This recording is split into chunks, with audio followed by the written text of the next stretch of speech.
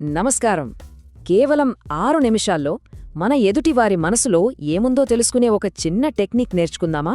అయ్యో, ఇదేదో మ్యాజిక్ కాదండి, చాలా సింపుల్ సైన్స్.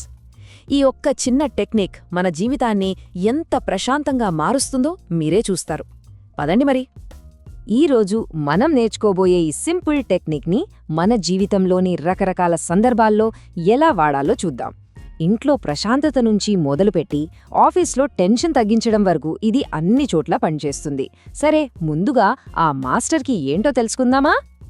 మనుషుల్ని అర్థం చేసుకోవటం అంటే ఏదో పెద్ద సైన్స్ కాదండి.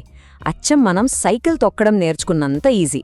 దీనికి కావాల్సిందల్లా కొంచెం ఓపిక, ఇంకా గమనించే గుణం, అంతే.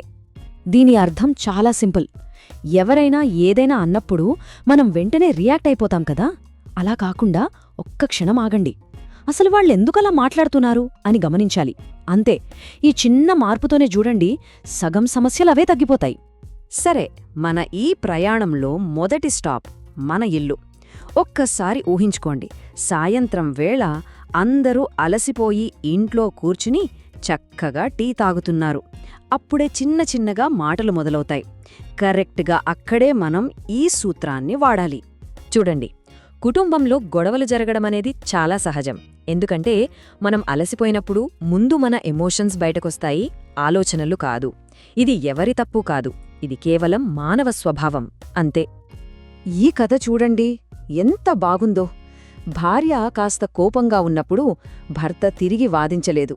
ఆమెదో స్ట్రెస్లో ఉందని గమనించాడు. అందుకే తను చెప్పేది కేవలం ప్రశాంతంగా విన్నాడు. అతని ఆ మౌనమే అక్కడొక మ్యాజిక్ చేసేసింది. వాతావరణం దానంతట అదే చల్లబడిపోయింది. ఇంట్లో శాంతిగా ఉండటానికి ఇదే అసలైన సీక్రెట్. ఎవరైనా కోపంగా ఉన్నప్పుడు ముందు వాళ్ల ఎమోషన్ని అర్థం చేసుకోండి, ఆ తర్వాతే సమస్య గురించి మాట్లాడండి. ఇది నిజంగా అద్భుతంగా పనిచేస్తుంది. ఇప్పుడు మన ప్రయాణంలో మరొక ముఖ్యమైన చోటికి వెళ్దాం. అదే మన క్లాస్ రూమ్.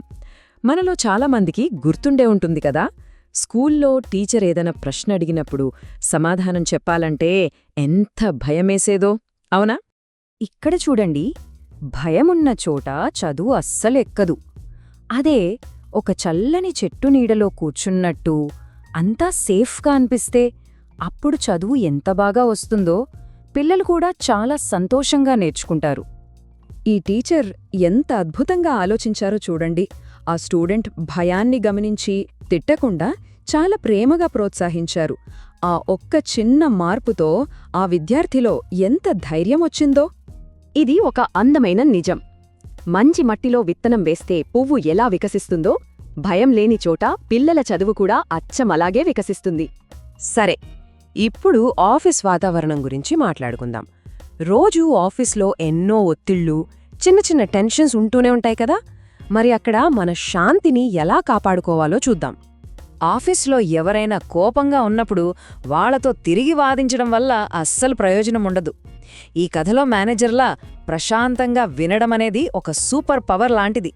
అలా వినడం వల్ల ఎదుటివారి కోపం దానంతటదే సగం తగ్గిపోతుంది. దీని అర్థం చాలా సింపుల్ అండి. ఎవరైనా మనతో ఏకీభవించట్లేదంటే వాళ్ళు మనల్ని వ్యతిరేకిస్తున్నారని కాదు. బహుశా వాళ్ళకి కొంచెం భరోసా కావాలేమో. మనం ఆ భరోసా ఇస్తే చాలు, సమస్య సులభంగా పరిష్కారమవుతుంది. ఇప్పుడు మనం మన ప్రయాణంలో చివరి భాగానికి వచ్చేశాం. బయట అంటే వేడిగా ఉన్న ట్రాఫిక్లో గాని లేదా రద్దీగా ఉండే బస్సులో ప్రయాణిస్తున్నప్పుడు గాని మన శాంతిని ఎలా కాపాడుకోవాలో చూద్దాం.